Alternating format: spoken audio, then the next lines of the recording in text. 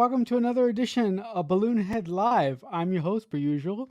My name is Marcelo Nostroza, and I'd like to welcome you to my deep discussion of one of the best movies having to do with space that I've. Well, I'm not going to say that this is the best movie about space that I've ever seen, but this is truly one of the one of the most heartwarming films about a person who wants to go into space by whatever means possible. And that film is a little film called October Sky. But as as I do most times with my discussions or my watch alongs, if you've been on my channel before, I'm not going to discuss this wonderful film by myself. As a matter of fact, I will have one of my good friends who is a space fanatic. He knows a lot more about the space program than I ever will in my lifetime.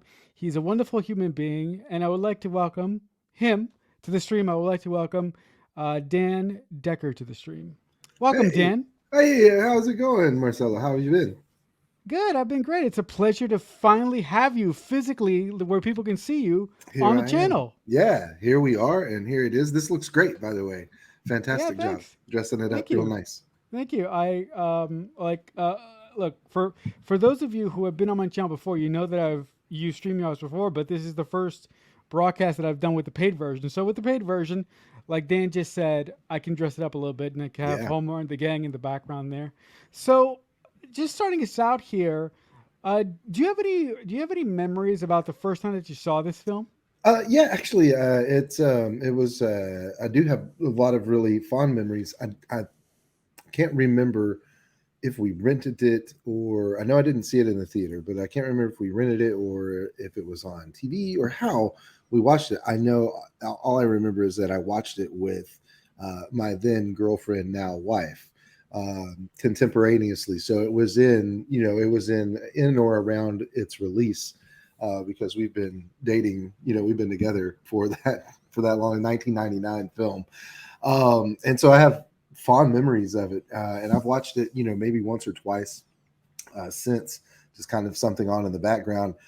But hearing your introduction, I was thinking the words as you were saying, and when you were saying it's one of the most heartwarming stories about someone who has an interest in the space program, and as we'll get into, ultimately gets to participate in meaningful ways. So yeah, it's got some heart for me, you could say.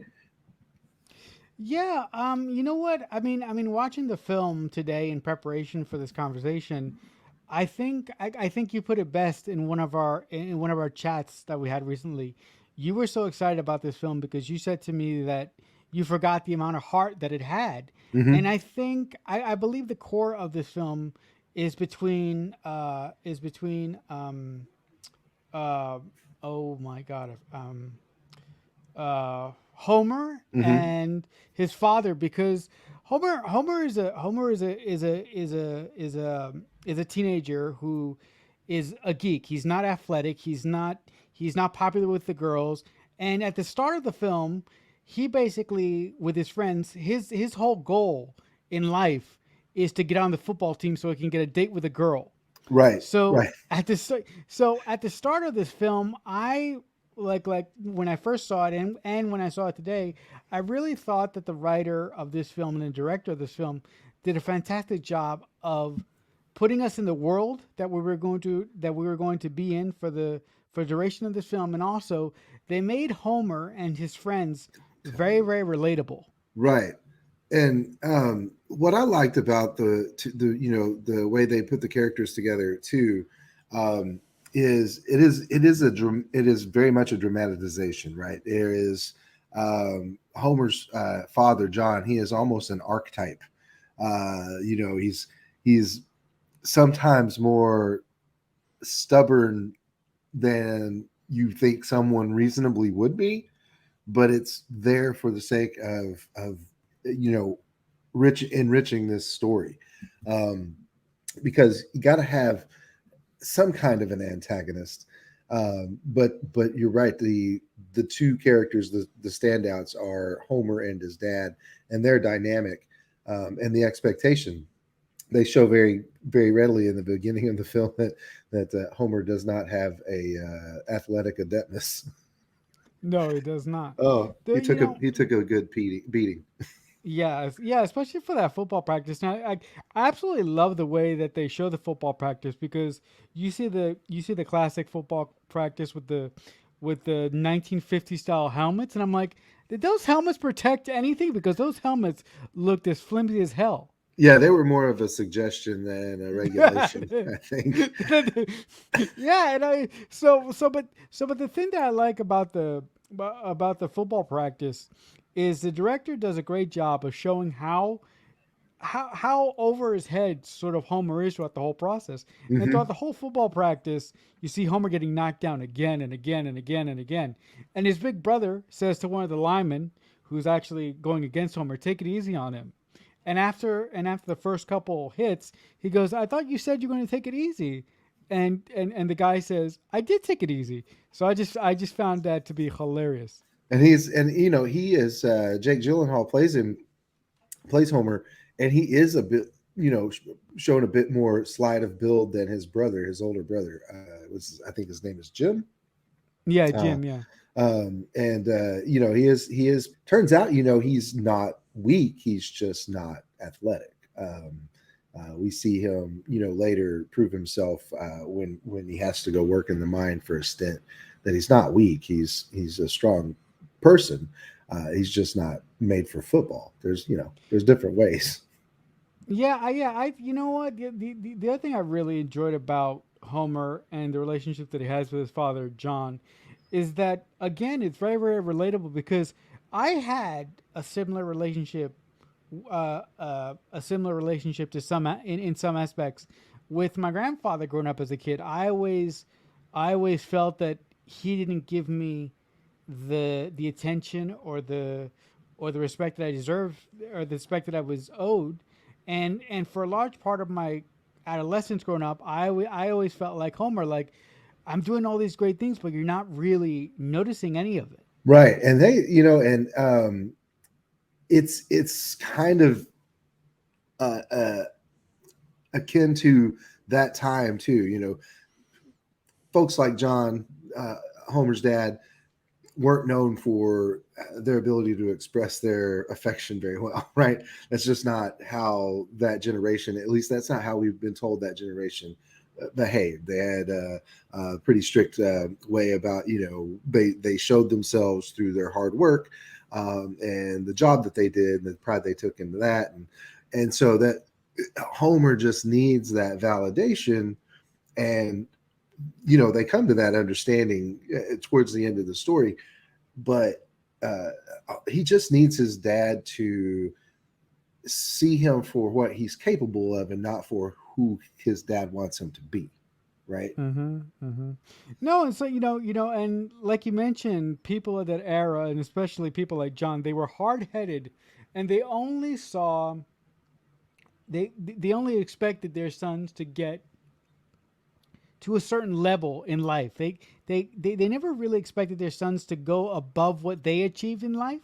And I feel that I feel that that is a miscalculation by John because he expects his sons to only get to a certain level because he only got to a certain level. So he's incapable of imagining that his sons or one of his sons can be even smarter than he ever was. Right. And it's kind of that shortcoming of, wouldn't you want to see your children achieve farther than yourself? Right. And John is kind of like, he sees what he has and what he's provided as a measure of excellence, not something that isn't so much as, this is good enough, why would you want more? It's that this is a level of excellence from his perspective. Why would you want more? And he comes to to an understanding. But folks like Homer, and the crew, the Rocket Boys, they aren't going to be satisfied in that environment. They're not going to be folks who can work the mine for 30 odd years, um, and survive, because they'll be the ones who end up in the turn into alcohol, things like that, because they can't cope with the work of it, because that's not what Right. they're meant for. Hmm. And we see the consequences of that in the folks in the town, which Yeah, we do. I'm sure a lot of these characters we meet as far as folks in the town are probably amalgamations of several different real life folks. That's kind of how they tend to do these stories. But yeah, uh, that's you know the way that they've got that all tied in there. It condenses it really well. I think that folks like the character of Miss Riley, who is kind of the impetus to the story. She's the one who kind of gives Homer the idea that there is something more that he could do, right? Hmm. Yeah. And kind of in that contrast to his dad, who is not necessarily, well, no, I mean, his dad is trying to is trying to hold him back, doesn't want to, or doesn't actively encourage uh, him to seek the, like going to the national, or even doing the county science fair. He's not very encouraging, but we have a counter to that in Miss Riley, who, and his mom too, who both at least try to enable him to some degree, and at least give him, Miss Riley gets him the resources to help further along the study of what it is they're doing. Right. Early on, in the first montage of the film, you see a bunch of town folks, a bunch of people in the town, listening to a radio broadcast Mm-hmm. of an American announcer talking about the launch of Sputnik. And for those of you at home who don't know what the hell who don't know what the hell Sputnik is, have you been living under a rock? Um, Sputnik is the first man-made satellite into space, and that was launched by the Russians. Yep. So that whole event in human history, when Homer sees it outside of his house, and he sees Sputnik, or the star of Sputnik, flying across the sky, he gets this brilliant idea of building a fucking rocket without knowing anything about rocket building. Yep. So I'm like, I'm like, you go, man, because seriously, when I first saw this movie, I'm like, okay, how's this kid gonna build a fucking rocket? He has nothing about rocket building. But I really like the way that the director shows how the Rocket Boys come together and how much they fail before they succeed, because they fail a lot. And they're failing with, be clear, because they show this in the film, it's quite well illustrated, but they're failing with things that are incredibly dangerous to fail with, you know Yeah. explosives and things like that. But yeah, Sputnik, launched first man-made satellite into launched into orbit in October of 1957, which is where, the name of the book, the name of that the movie's based on, which was written by Homer Hickam, October Sky, is also an anagram for Rocket Boys. So it's cool how that all worked out, because it seems just like a little synergy there, because it all, it happened in October, and the Rocket Boys in October Sky, scramble them up. And I always thought that was a cool little fact. But what I thought was, they showed it a couple of times, especially once when he is descending into the mine, when he has to work the mine for a few months to help his dad get better, and he sees Sputnik travel the sky as he's going down into the mine. But the idea that there was so little light pollution then, and the sky was so clear that you would have been able to see Sputnik with the naked eye, that just fascinates me. Mhm. Because we can see, if you're lucky, you can sometimes see the space station, the ISS flyby. Wow. But the idea of being able to see such a clear sky that something that small would register is pretty impressive. Yeah, but you mentioned that back then the skies were so clear that you could basically see something like Sputnik, screech across the sky. But nowadays, the atmosphere is so diluted with the stuff. I'll just say Yeah. that that that it'll be very very hard to see something like Sputnik or anything else man-made, screech across the sky. Yep. Um, so yeah, I look, but the other thing that I found really really fascinating about this movie, you brought it up, how dangerous rocket building actually is, because I was watching these kids do these rockets and fail again and again. I was thinking, aren't their parents concerned about their safety? Right. Like Right. but but then I go back to something that you said at the beginning of our conversation. Parents in the 50s trusted their kids not to do stupid shit. Yeah, and two, hey, just as an aside, the science kits you could buy, like the toys that you could buy to give kids, they had radioactive materials in them. It was a different time, man. Yeah, yeah, yeah. Things were different. Uh, but they show starting off, he builds what A you tiny would rocket. call a rocket, right? He builds some sort of a cylindrical thing, and I think he's packed it with. He says it's black powder, essentially, Yeah, and yeah. so you got to imagine that it's this loosely packed. He's built a pipe bomb, right? And but he's trying to make a rocket, but he's basically built a pipe bomb, and that's exactly how it worked because it blows up his mom's fence. But as you watch them, they iterate through, and I don't remember through the storytelling exactly how they learn to iterate through kinds of rocket fuel, but it's basically they do as much research as they can. And, he's in correspondence with, or they intimate through the story that he's in correspondence with Dr. Warner von Braun, to some degree, and von Braun is giving him insight into what may or may not work chemically, and they just refine this process. What killed me was when they get to they realize, oh, hey, we need a liquid binder because, from what I understand, like because of the dry fuel left too many openings where the hot gas could form, and that's where the gas would go instead of out the nozzle, and so they needed something to kind of bind it together. And they're talking like, oh, let's use gasoline. And I was like, maybe we don't. And then they're like, Not a oh, good idea.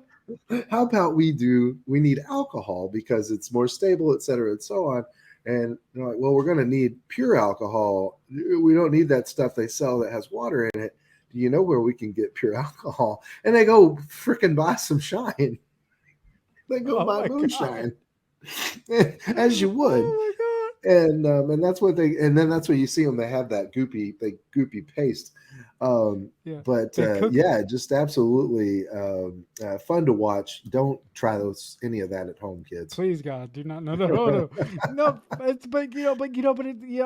again, I just want to say you brought up that one of the most interesting things, one of the most interesting facets about this movie is you mentioned that he's in correspondence with Braun through throughout pretty much the whole course of this movie, and the only thing that I could think about when they brought up his name, the only thing I think you'll like this, the only thing I think about when they brought up his name, I was like the only thing I thought about was For All Mankind. Every Mhm. time I hear that guy's name now, I think of For All Mankind, and I'm like, oh, thank you, Ronald D. Moore. You you polluted his name because every time I think of the movie, That's all I can think of. yeah, um, and he's a good background character in any of the space race stories. Von Braun is going to be ever present in any story they tell about involving the American space race. And I love what, like you said earlier, how it shows how they fail so many times because it parallels the America's own rocket program early in the 50s, where there was a lot of failure. We didn't get a lot of those rockets off the ground to start with, and to watch the Rocket Boys go through and see too their rockets get larger and larger and larger and more sophisticated, and they learn to refine the nozzle housing and everything that goes into the rocketry of it. It's just fascinating to watch because it's parallel to what we were actually doing in the space race at the time. yeah, no, and the other thing that I found fascinating is that I mean, their first rocket attempt, they build their first rocket, but they do it a little bit too close to the mine, and the rocket goes off, and it goes up and it goes up in the wrong fucking direction. It goes towards the mine. Yeah, worst possible place it could go. I'm like, no, but seriously, I'm sitting here watching the movie and I know it's gonna happen, but every time it happens, I'm like, oh shit! It goes right to the mine. And Homer's father John gets it, and he has this big lecture about how making rockets is not responsible, and he just gives him the most unhelpful lecture ever, and he throws the rocket into the trash. Anyway, that's when Homer and the Rocket Boys figure out, okay, obviously they obviously Homer's not going to listen to his dad, so they need a new place to build to build and test these rockets safely. So they figure a way. They figure out a place that's I think what, like 8 miles out of town or somewhere like that. Yeah, they come up with a piece of land that they have to. What is it? 8 miles they walk. I I yeah, eight think it is. miles, They walk eight eight miles miles. to get to the place where they do their testing because it's the only place. It's that's how far it is to get to a place where the company doesn't own the land. Mm-hmm. So for those unfamiliar with how it was done, then coal mining companies, you would have what was called the company town, and that's where these folks live. The company owned everything. They owned the mine, they owned your house, they owned the food Oh my god! that you bought at the company store from the own fake money that they give you called script. So there's a whole culture that went with Wow. coal mining around, and maybe by this time it was different because they did have the unions and things like that. But the company town thing was real, and so the company owned a lot of that vast property. And so that was kind of their counterplay was, well, you said I couldn't make rockets on company property, so we walk 8 miles to where the company doesn't own the land. And we see them go through this whole essentially along the way as they're building up the rockets. Like you said, we have to make more sophisticated apparatus to launch, places to go from. So they're building their launch bunker. They have the launch pad. They're scavenging old abandoned railroad beams, which leads to a pretty funny moment in the story where Yeah. they're 100% sure that this rail line is decommissioned, and they've taken up like an 8 foot chunk of track, and then we hear this train coming. And they bless them. They try to put it back. It's not going to happen. So they say like it weighs Nope. like 400 pounds or something, and they run all the way down trying to wave off the train, and it realized that it's on a switch, and there's already that one. If they'd have gone up the line, there was already a piece of loose steel. It would not, it was already laying loose there. They could have just grabbed it, and they would have seen that the switch was already abandoned. But as someone who's grown up their entire life and lived next to trains their entire life, respect for the railroad. I get it. Yeah, no, you don't want to take any chances. But um, so you see them scavenging for their bits along the way as they are scavenging for the knowledge on how to build better rockets. One of the things that kept kind of throwing me like throwing me off as far as the tone were the times when John would seem to be helping, and Um. then like how he would say, oh, there's this slab of concrete, Right. and whatever, Right. and he gives him ideas but then scolds him. It was a weird shift from in the In character tone. from time to time. Yeah, and it when it happened, it was to facilitate the story, which is fine. But it was just like it's this weird mix of do you or don't you support what he's trying to do? Yeah, no, you're right. You do have that moment when Homer has a discussion with him in his office, and he says, "Oh, there's some leftover concrete. I guess you can use that." But other than that one time, the only other time when John helps Homer, at least to my recollection, is when one of the pieces of his science exhibit gets stolen. And the only reason that John helped Homer is because his wife begged him. Oh yeah, His well wife, yeah, she threat yeah, she threatened yeah, to leave him. yeah. I was just about to say that his wife had to threaten their marriage for him, John, to help out Homer, and I couldn't believe that. I'm like, the kid is your son. Yeah, Homer says something so thoughtful. I mean, not thoughtful. He says something so intelligent and smart in the early part of the film. He says, "I think you love the mine and your job more than you love me, mom, or my brother." And right. it's and you know what? You know what? To some extent, I do think that John is in love with his job more than he is with his family because He's I think defined that by that. Yeah, yeah, yeah, yeah. Because I think that I think that he expects his family to stay there no matter what. right. I don't think that he ever thought that his wife, who has a nice role in this film, who has a critical role She's played in this. very well. Yeah, Yeah, she is.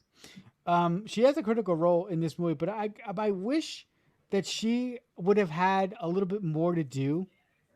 I'm not saying that she didn't have a critical role because she did, but I just wanted a little bit more from her because um, all those instances when Homer was bumping against his father, it really bothered me that she didn't step in and she just sort of let it happen. Again, again, it's the thinking of the time, right? Nowadays, you wouldn't have something like that. I guess back then you did. right. And and the other role that character Elise's was the mother's name. The other role that that character played in this was some oftentimes a comic relief, Yeah, not the comic relief, but she delivers a a lot of comic relief. she has a lot of great one liners and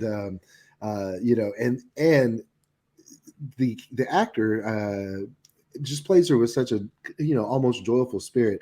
And you can tell when she leaves John's office after telling him she'll leave him for good. And he says, "Well, where are you going to go?" And she says, "Myrtle Beach." When she turns around, she's kind of smirking, and he smirks a little afterwards. So there's he knows his place. He knows that he best not push her.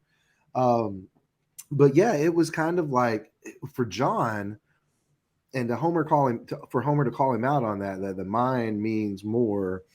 I, it's kind of a that is a very it's a very condensed way to present that because bigger I think it is, and John kind of tells us himself. Uh, the mind he understands the mind, right? The mind is something that he knows. He knows it inside out. He knows, as he says, "I know it better than I know any man," um, and and that's something that he is overconfident in, but also something that he knows he can control, and it is something he understands. Where taking care of his family is a kind of it's a happy benefit of how well he works, Happy right? benefit. That's a bonus feature of how well he does his job, kind of.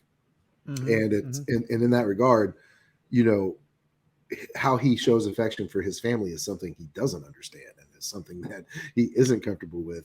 And that is kind of where that truth comes from, that yeah, he is more comfortable. He does love the mind more than his family, but it also allows him to love his family. Um, but as we see in the end, the mind isn't good for anybody long term. No, it's not. No, but but the interesting thing, the interesting thing, or the other issue that John is dealing with throughout the course of this movie is throughout the entire course of the movie, John is dealing with a giant labor dispute. Yep. And I really love the scene when John is talking to the other big bosses of the company, and John is trying to tell them that in order to make everybody happy, the company will have to acquiesce to some of the requests that the workers are making. But the big argument that the company has is that this mine at this point in time is not producing as it did 10 years ago. So that gives the company the leverage to make the moves that they're making, which vis-a-vis pisses everybody off. Right. The other thing that I found really fascinating is that everybody Homer brings this up too. Everybody in the town knows that the mine is going down. The only one that kind of doesn't know that is John. And it takes him a while to understand that. Right. Well, and he still he said it's almost like let me open this other vein. I still there's coal in this part. There's coal in that part. He has a he believes in it uh almost like, because, well, he probably feels like he has to, not only because he's the company man. I mean, that's Yeah, literally his who he would be job wise. And that's where he is opposed to the union, because his job is to have the company interest in mind. But the people who do the actual mine work are unioners. um, but he still believes in the mine as an entity, because being honest, that's probably what his dad did, you know, and hmm likely his grandfather. This is his heritage, right. and to have to come to terms with, um, you know, your livelihood being tied to this specific uh, piece of real estate, and having your family's heritage tied so strongly to that would be something hard to overcome. And then to see, you know, both of your children want to get away from that, through their means. His brother, Homer's brother, has the opportunity through football, and Homer's trying to make opportunity through academics, which he applies himself. Yeah, Homer, the one thing that I was constantly impressed by in this film is that even Miss Riley, at a point when Homer tells Miss Riley that him and the Rocket Boys want to build a rocket, one of the things that she tells Homer is that to do that you need a high understanding of math and and things of that sort. And I love how Homer is not really phased by that. Like he just says, oh, he takes it in, he Yep, accepts it, and then he learns, but he also brings on. This is really smart by him. He also adds a member to the Rocket Boys. He takes the nerd in the yep, entire school, and the nerd in the entire school helps them figure out that the main problem that they're having with all their rockets is that the spout of the rocket isn't strong enough.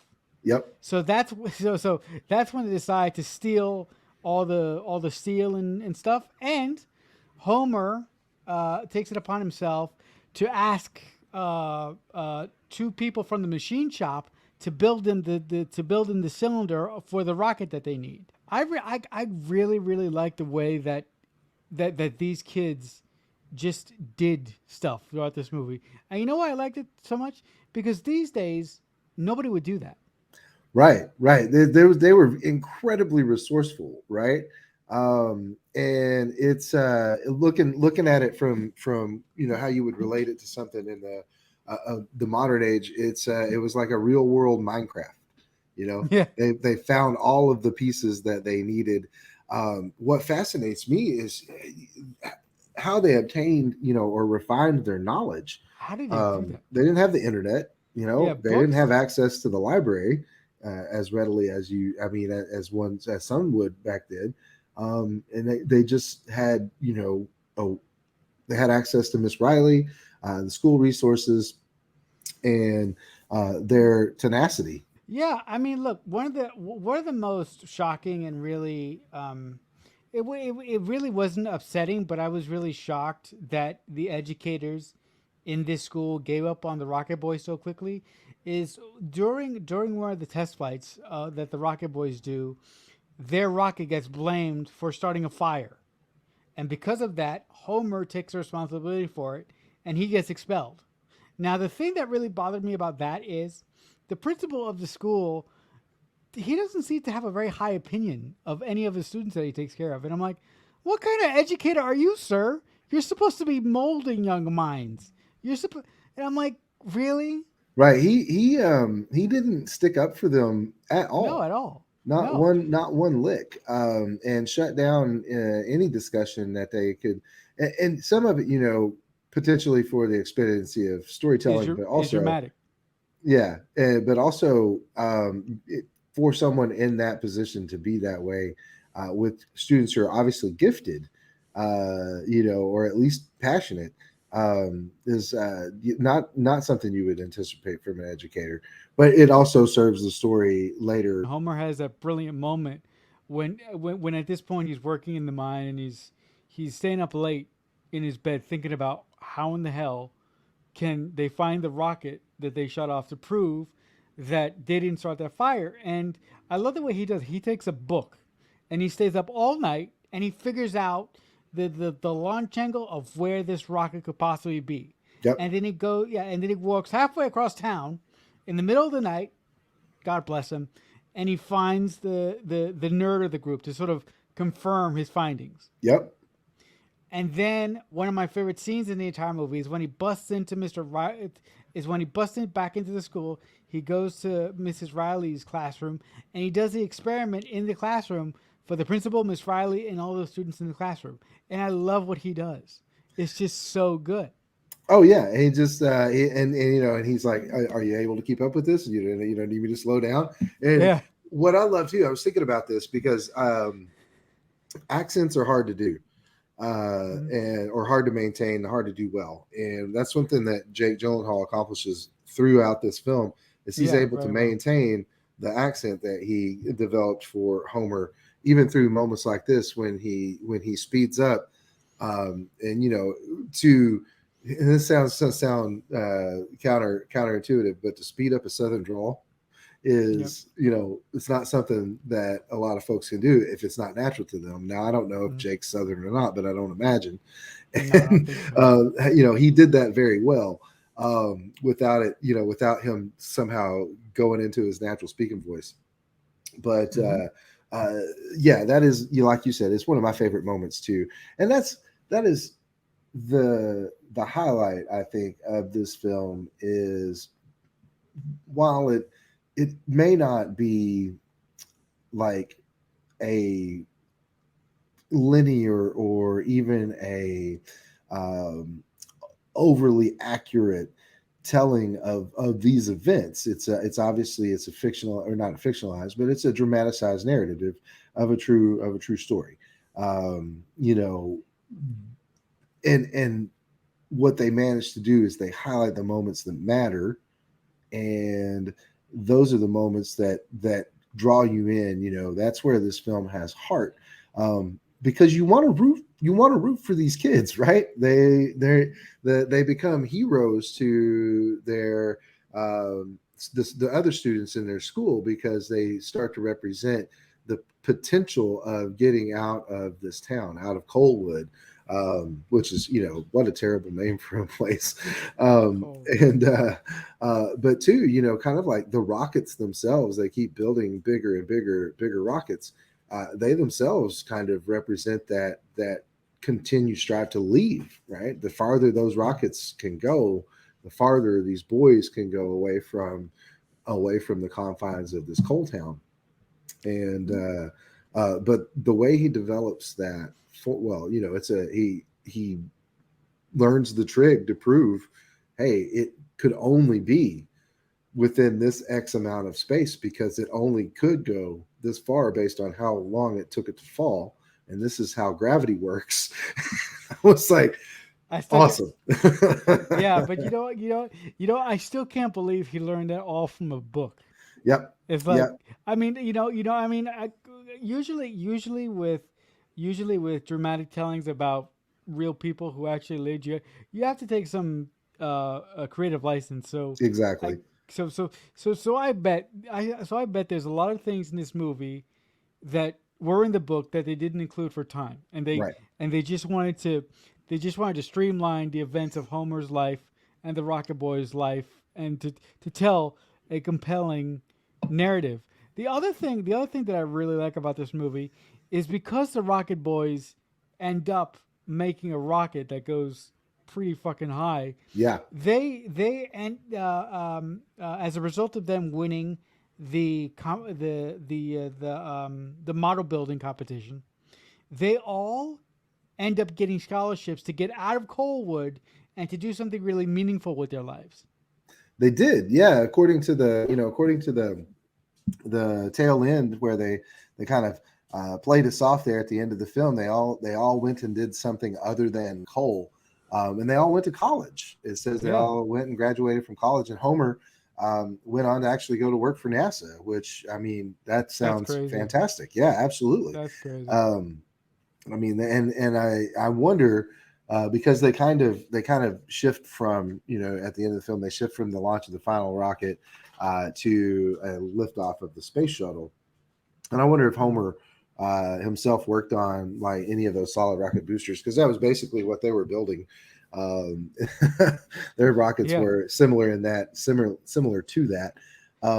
You know, and they bring the story to a really nice close with his conclusion. dad finally shows up to watch one of his rocket launches, and pushes the button to send it off.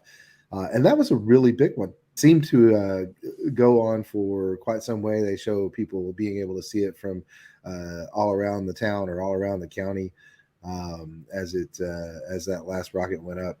But yeah, they all managed to go on and do something other than what they were, you know, seemingly fated to do, had they not been inspired by this moment in history.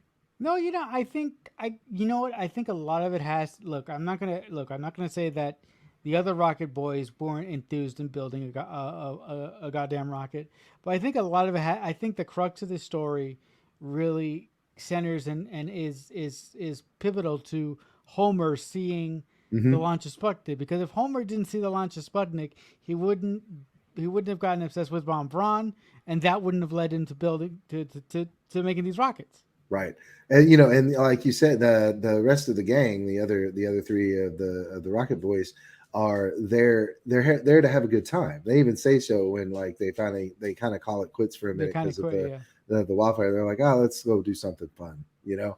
But they were there because you know, let's be honest, blowing shit up is cool.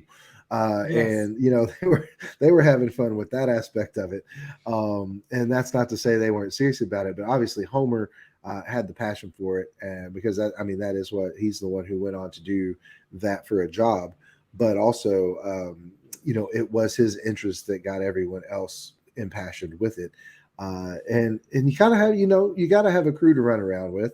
Um, but he is definitely the, you know, he's definitely the one who and it's his story too. Let's be honest, he wrote the book, it's the movies about him, so it's easy to be the hero in your own story. Not that he wasn't the one probably doing all the, not all the work, but he wasn't the one who you know, basically got the club together. He was definitely the one who was more enthusiastic about the potential for rocketry and rocket science more than rockets as a hobby.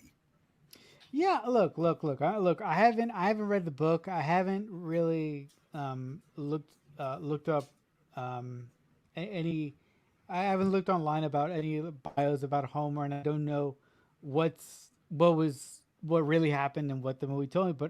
But I'm pretty sure, like you said, I'm pretty sure he didn't do everything. I'm pretty sure that Right. the other Rocket Boys were integral in making all the rockets that they made. Well, I didn't do a whole lot of digging either, and I haven't read the book before, but I did take a look into director. You know, it was directed by Joe Johnston, and that is a Yep. if you like movies, that's a name that should ring a bell for you on several Mm-hmm. fronts.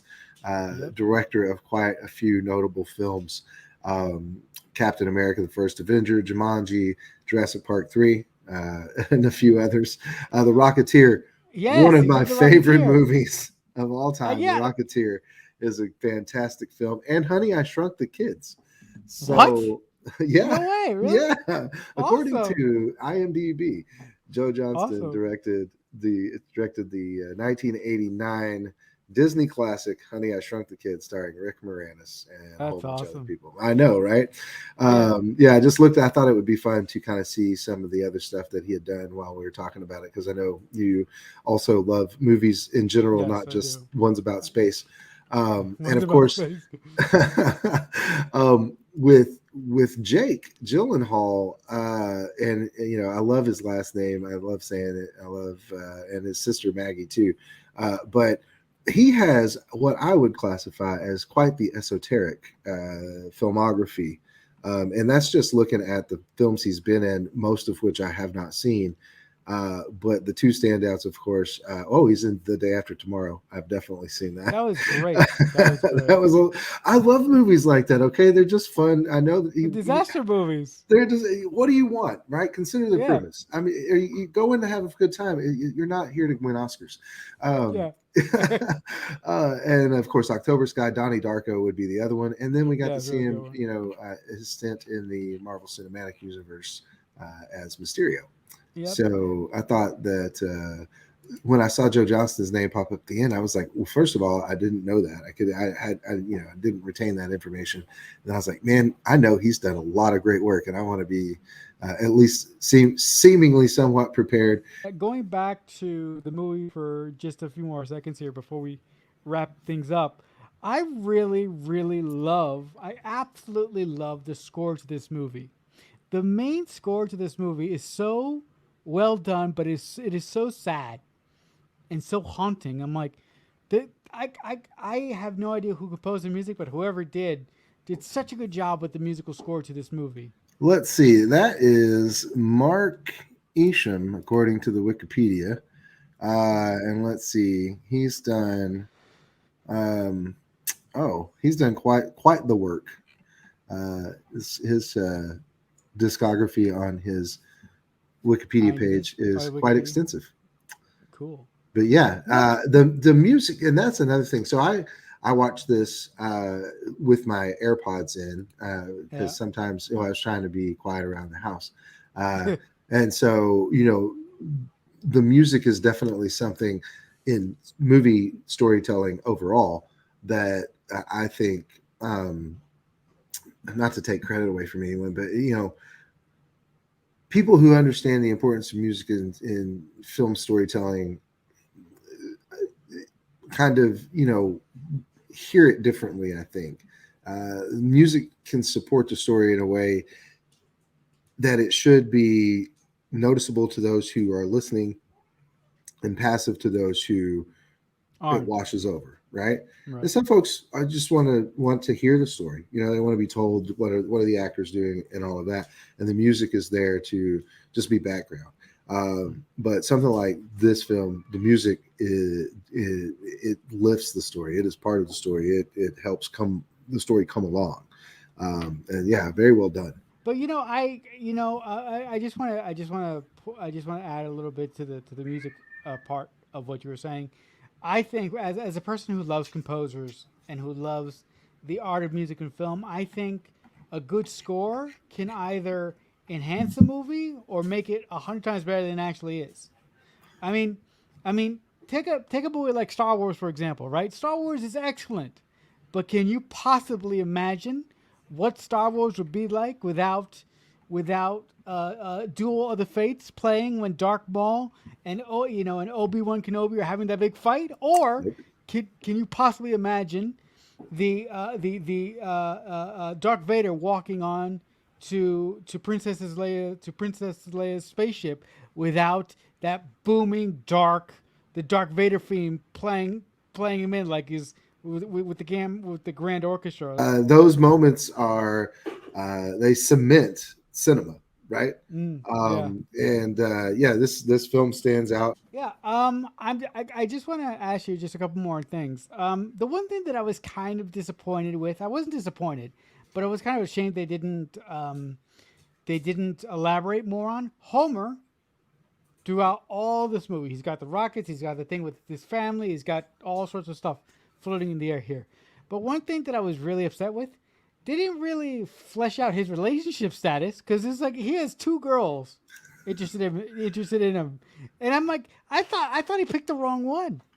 I was like, you Yeah, should at have the picked end, that one. he so the one that at the very end who comes to talk to him, and he's like yeah, and he goes Yeah, and talks to the other girl. other one. Was that the girl who was seeing the quarterback?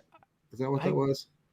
yeah, no, the girl that constantly tries to talk to him throughout the movie, that's the girl that was seeing the quarterback at the beginning of the film.